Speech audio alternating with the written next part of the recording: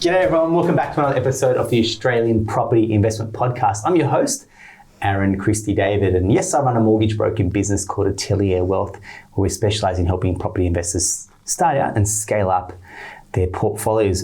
But there's also another side to it, which is helping people buy their own homes in order to then have enough equity to then pull that and then to buy investment properties and continue to scale their portfolio in that fashion as well, because quite frankly, we all need somewhere to live.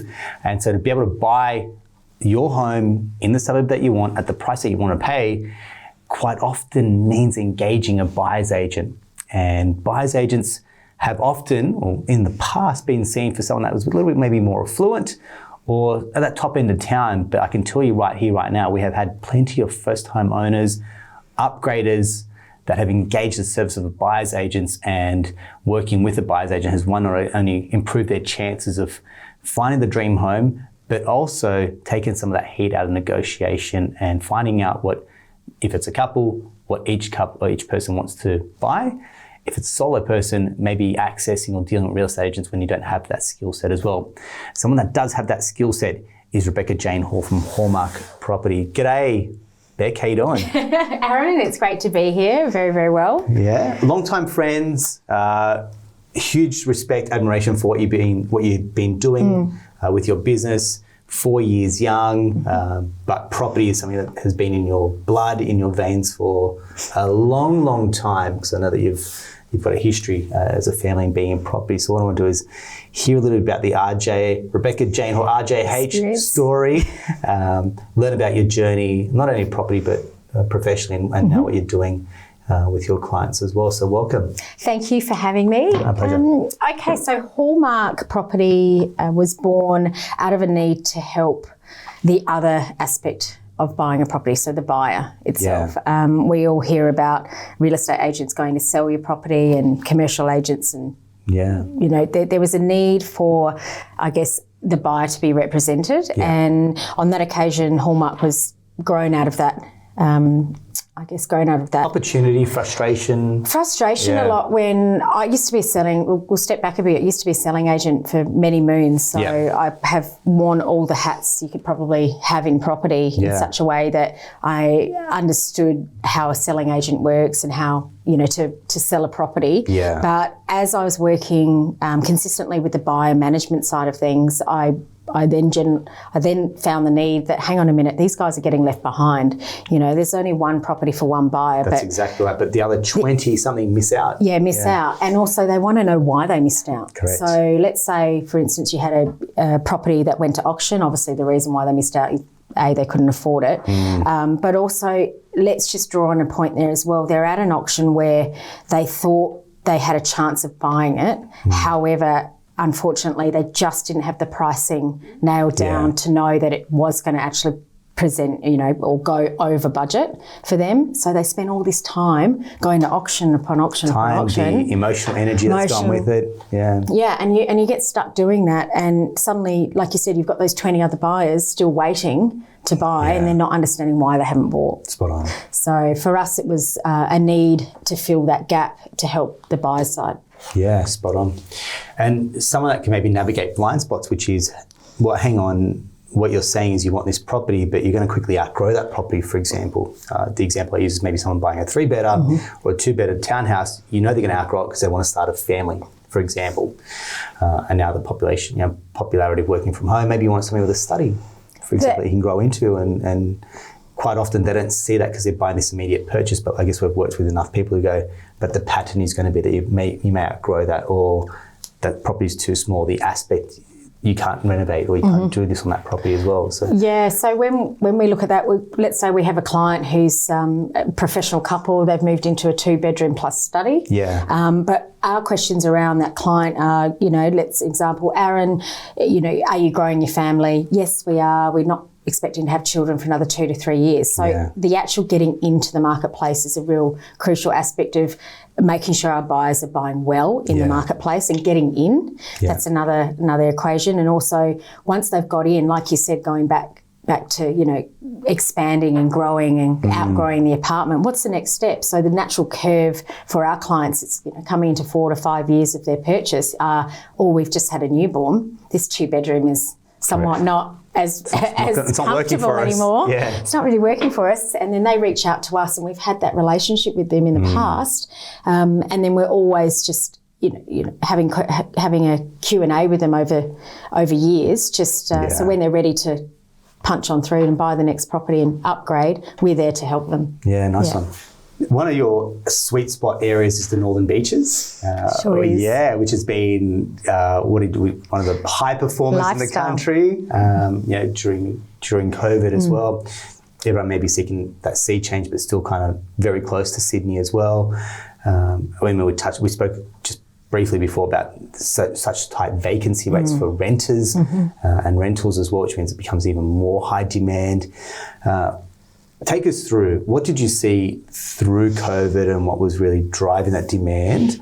And as the market now just changes a little bit, what do you think is going to be, the next iteration for the Northern Beaches? I think, like you mentioned, I mean, when COVID hit, what we were led to understand and also believe living through it as well was a lot of businesses and their staff had to remain at home. Yeah. And with that process came a lot of people wanting to expand and get out of their existing home.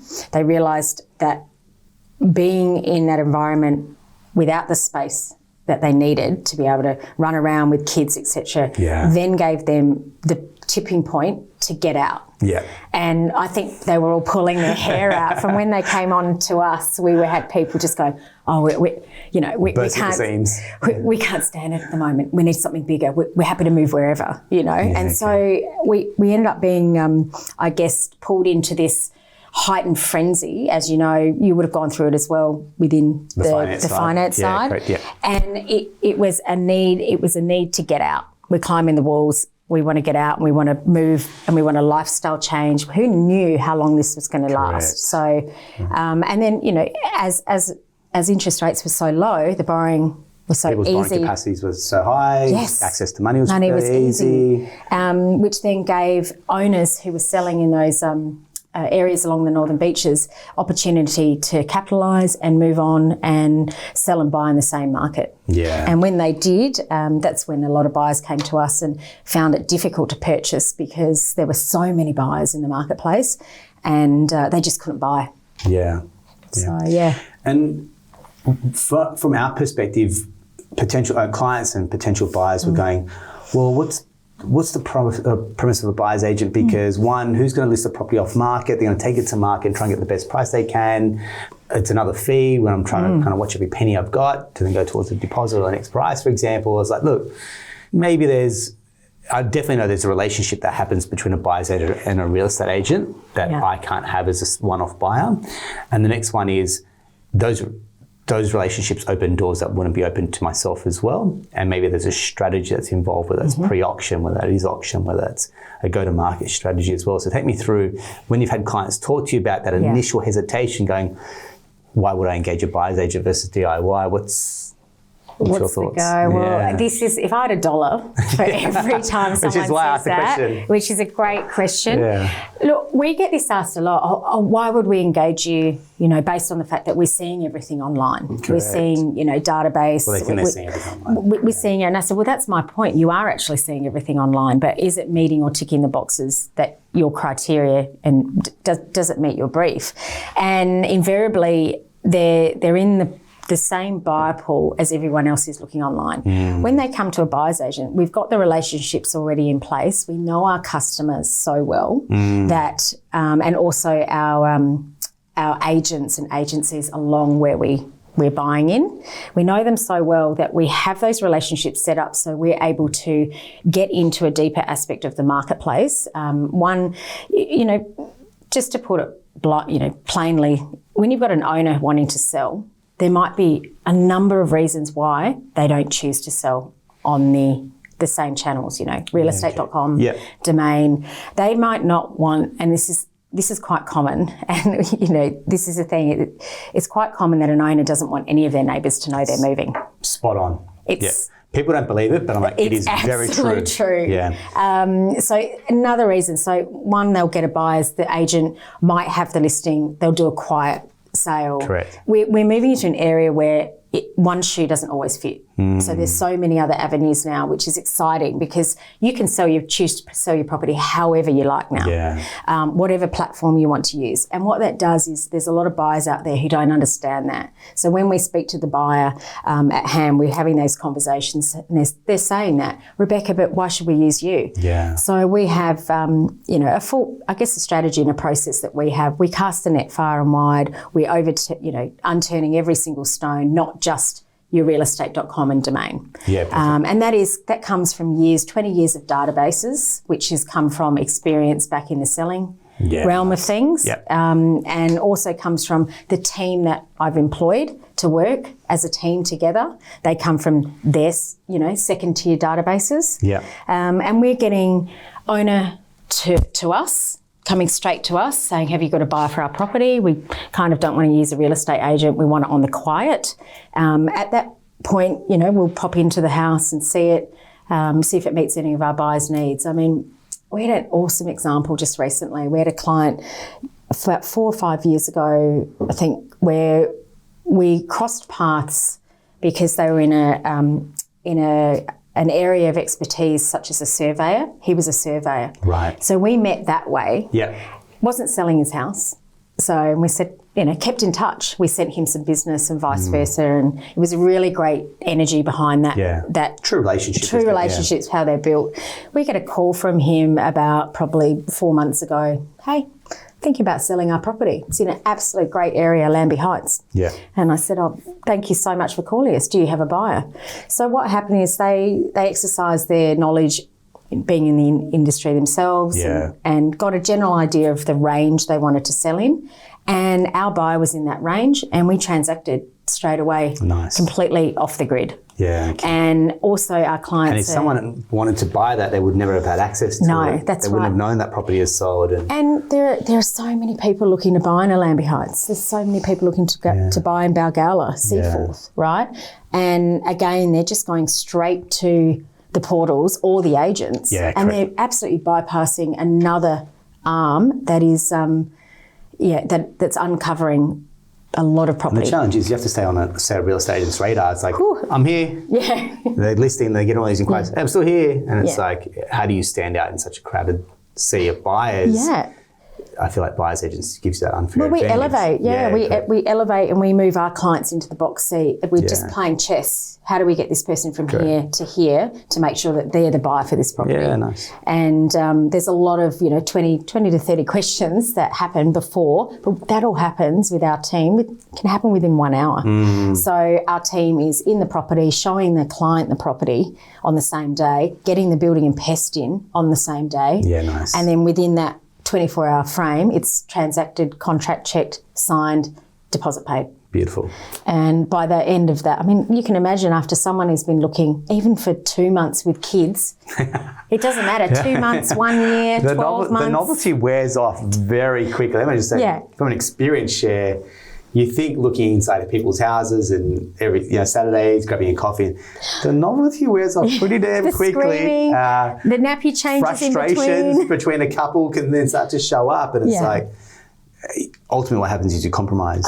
It's like, let's just buy a damn property, and you end up maybe compromising after a while as well, right? And you don't want to compromise. We say to our clients, it might be that our experience has managed to get you through a house that, we showed them one house. And that has happened, within the first, we met the brief, we knew it was for them. We showed, and they went, but hang on, is there anything else? And but is there? This is like matchmaking, you asked for a 9 out of 10, I got you a 9 out of 10. No, we've got you. What else is in the market? We're saying, we have to say, this is the house for you. And they go, but hang on, and then they realise, you're right, actually, which is great. But just going back, it's elevating and making sure our clients are a lot higher in the buyer pool than just your standard buyer in the marketplace. Yeah, cool. You mentioned, just want to go back a step, you mentioned a couple of suburbs, Seaforth, Balgowlah, for example, Lambie Heights. I mean this with all due respect, and I hope it comes out the right way. But some corridors can be very suburb fickle. Take the Northern Beaches, for example. It's like people maybe have their heart set on, I want to be in this particular suburb. And I mean, I'm on the south coast, the Royal Austinmere, Bulli, Woonona. and up, Cold Cliff, and people go, look, I really want to be in these areas, and they're like the hubs. Maybe they've got the shops, maybe they've got the infrastructure, the schools, for example, that comes with it. You have to pay a higher price point to get into that particular suburb, a bit like a Bondi Coogee, for example, right? Yeah. Mossman. These are, you may call them blue chip suburbs, but they're highly desirable. People want to be in them. In your experience, are people fixated on a suburb, or are you having to then maybe say, look, have you considered another area based on value, or maybe it's got another element that you wouldn't have known about because you haven't lived in that particular area as well? What's been your experience? Definitely our experience. There's probably quite a few areas there, but just for one in particular, when we find, I'll focus on an out of area buyer. When they've heard the media and the talks about where to buy and their friends, a lot of this comes down to where their friends live as well. Sure. So, and their friends are saying, you must move here, it's the only place. And that's based on their experience living in that suburb. There is talk, like you said, Balgowlah, Seaforth, they're also a lot closer to the beach, to Manly. Yes. And we're talking, as you know, Manly's a great draw card. So when you're buying a property in those areas circulating around Manly, you're then exposing yourself, when you go to sell, to a much bigger buyer pool of people who know where Manly is on the map. Yeah. So if they're coming from overseas, they're going to pay top dollar. It's near Manly. We all know about Manly, Correct. And as you're going along the beach suburbs, they're a lot closer to the beach. And when you're on the beach, or at least 10 to 15 minutes from the beach, they're going to demand more money, so premium prices. Spot on, yeah. And then is it, hey, look, you can get better bang for your buck somewhere else here? And again, that's part of your work to then coach buyers to go, hey, look, you may pay X here, but those dollars will get you something a little bit more, it'll stretch you a little bit further. Maybe it's a bigger block, maybe it's already renovated, maybe it's got that's the fun room part. To grow into it as well. And it's like, okay, I have to let go of my attachment to a particular suburb and almost be convinced on the value in an emerging or next door suburb as well. Next door. So when we went through that boom period with absolute gangbusters, what we also did find is people actually coming out and venturing further out as well because they couldn't afford or couldn't find what they were after in the affluent suburbs. Yep. Balgowlah, Seaforth, surrounds, close to the beach. And they did come out. And we had a great experience showing people what they could buy in the next suburb along. Yeah. And let me tell you, we're watching growth in all those suburbs. We're now just pushing further and further out. So as you mentioned, we go through Allambie Heights. Beacon Hill was busting at its seams, in terms of people couldn't get in there big enough, fast enough. Correct. Because they had huge blocks. Yes. And when people were climbing the walls, great they just saw space, views, huge blocks, great areas. Yeah. And then as you drop the pin further, you keep going out. We're now seeing growth areas such as Eleanor Heights, Ingleside, all the way through there. They're up and coming, and we're just seeing movement around them now. But I think there's a lot to be said to buying big blocks of land and holding on to it for a little while. Yeah, well said. Yeah, one of the other big discussion points around Northern Beach has been infrastructure. So I guess that's been one of the pros and cons. You've got a great location, but sometimes the traffic becomes one of those barriers. Suburbs. That's where suburbs then become a real point of difference. Take me through, from your knowledge, what's some of the challenges with the infrastructure? What's happening? Where is it up to at the moment? I think we had the election go through and we were guns-ho and moving forward with the Beaches Link. Yeah. Now, they've paused that at the moment, and it's really interesting because the Northern Beaches cannot sustain, this is my opinion. Absolutely. So, everything we talk about is purely opinion. Yeah. So in my opinion, they can't sustain another growth spurt, which is what we're having. Yeah.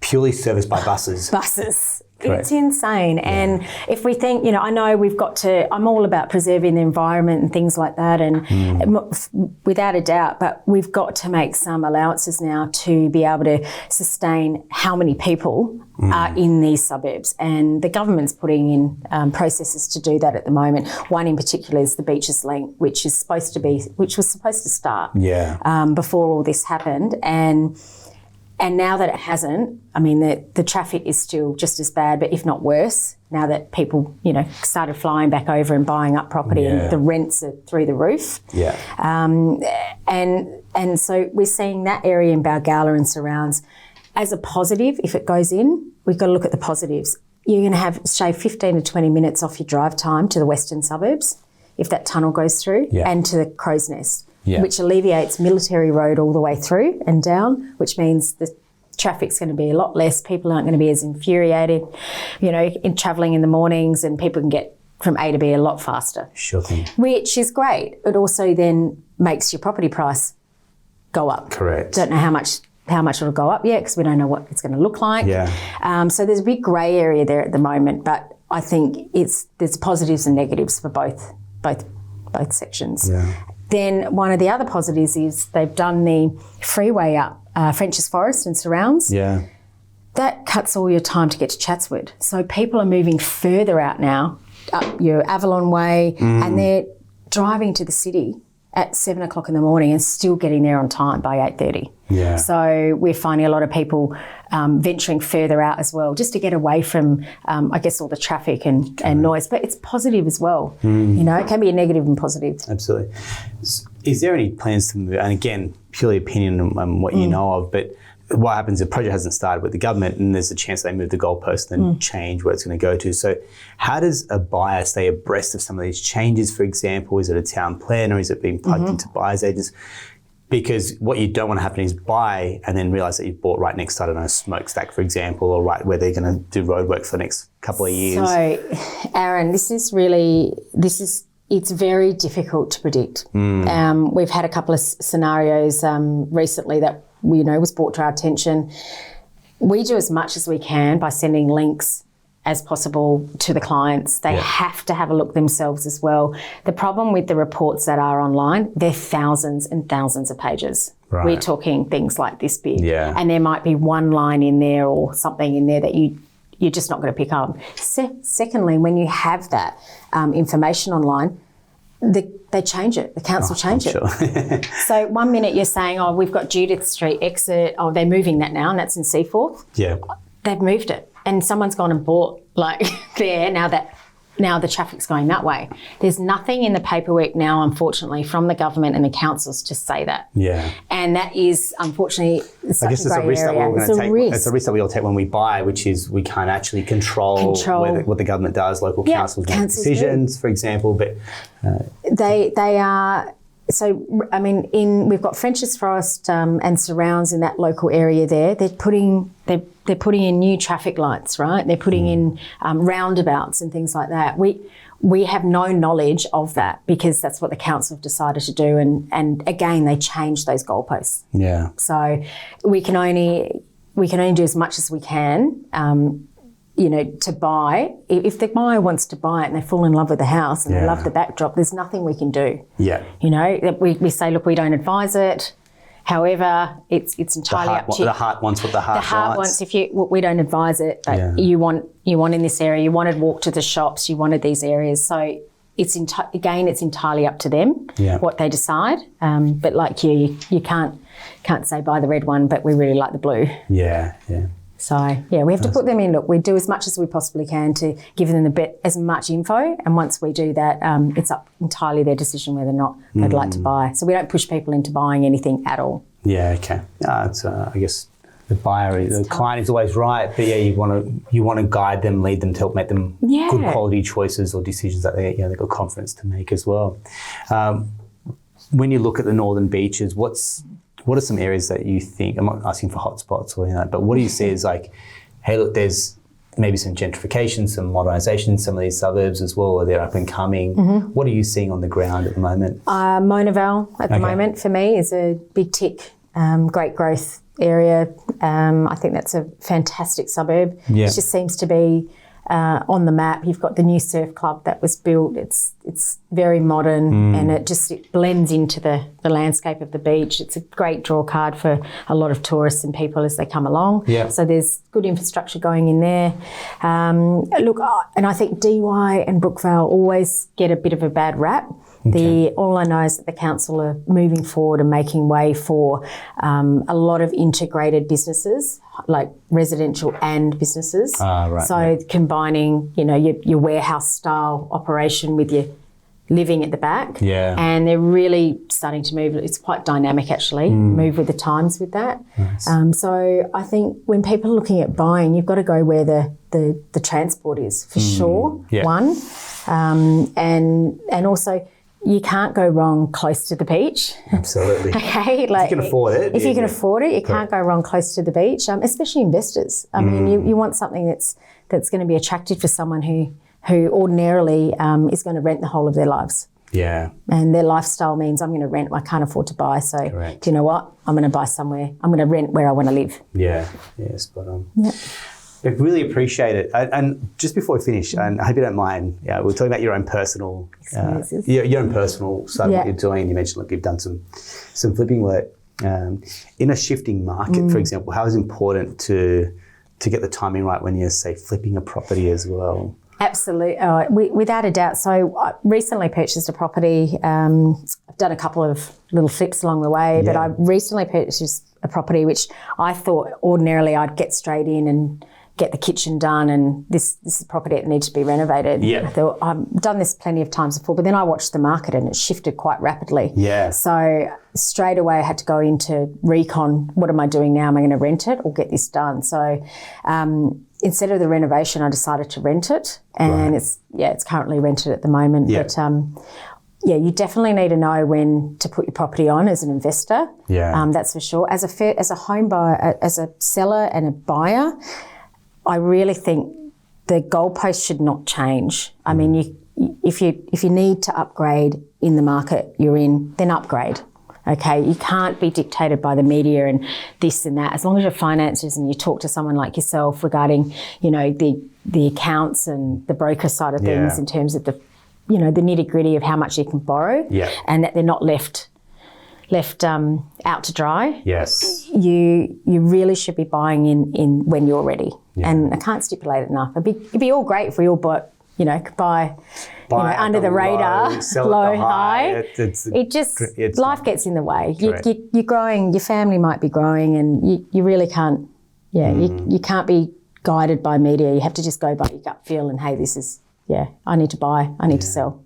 Perfect. Really appreciate your insights. Appreciate your time. Great to see you again. You too. I'm sure we'll be checking back in terms of how your neck of the woods is faring, because I feel like it's one of these areas when you look at it, it's like, okay, we've come off a really significant high, but in terms of like price, so we have price drops, how much do these drop in comparison to maybe other suburbs that maybe may experience, I don't know, call it mortgage stress, higher fluctuations, versus the fundamentals of not going to change in these particular pockets. They're close to the beach, highly owner-occupied population, density, attractiveness, for example, but infrastructure.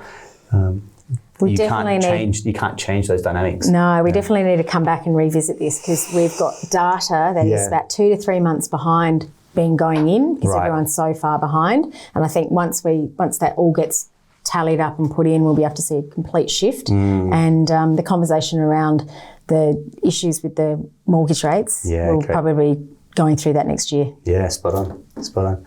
Thanks very much. Okay. That's a wrap for another episode of the Australian Property Investment Podcast. If you do want to reach out to Rebecca Jane Hall and her team at Hallmarq, we'll include their details, website, socials. So if you do want to check them out, if you're thinking about buying or investing in the Northern Beaches, definitely someone that we've used personal experience share. A lot of our clients have used and got great feedback, which is why I've brought Beck in today. So thank you very much. You're welcome. If you've got any questions, any comments, any feedback, we'd love to hear from you. Drop us a comment, give us a review as well if you found this helpful. That's a wrap for another episode, and we'll talk to you soon. Thanks.